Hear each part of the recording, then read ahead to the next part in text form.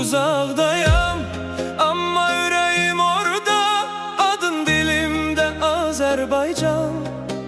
Hara getsəm də dəyişmir bu qan, vətən sevgisi yazılıb cana.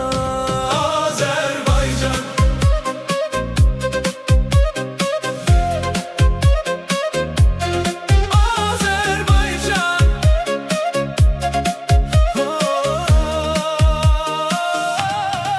Vətəndən uzaq bir Azərbaycanlıyam, hər zaman bağlı qalan bir insanam. Darıxdım torpağın suyun havana, uşaqlıq qalan o köhnə zamana. Küləyi belə başqa əsir burada, heç nə bənzəmir o doğma yurda. Hər gecə xatirə gəlir yuxuma, sanki qayıdıram öz yoluma. Bu həsrət saldı uzaq ailədən, dostdan, qardaşdan, doğma şəhərdən. Məcburam yaşamağa yad ellərdə, gələcək üçün dözürəm hər günlərdə.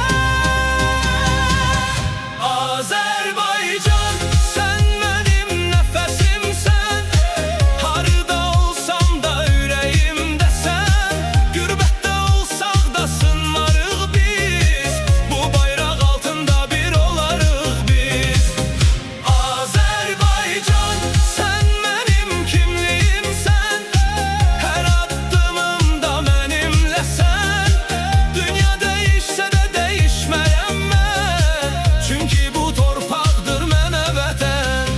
Yığışırıq bəzən bir parkın içində, sanki Bakıda o an içimizdə. Eyni zarafat, eyni gülüşlər, qürbətdə belə dəyişməyən hisslər. Bir çay süfrəsi, bir neçə söz yetər, doğma dilimiz hər şeyi bəzər. Uzaq olsaq da bağlıyıq yenə, Azərbaycan yaşayır hər ürəkdə. Qürbətdəyəm amma ruhum orada, addımlarım burada, ürəyim yolda. Mən kimə? Azərbaycanlı. Bu ad mənə yetər, başqa nə lazım? Düşsəm də qalxaram, sınmaram mən, bu torpaq üçün yanaram mən.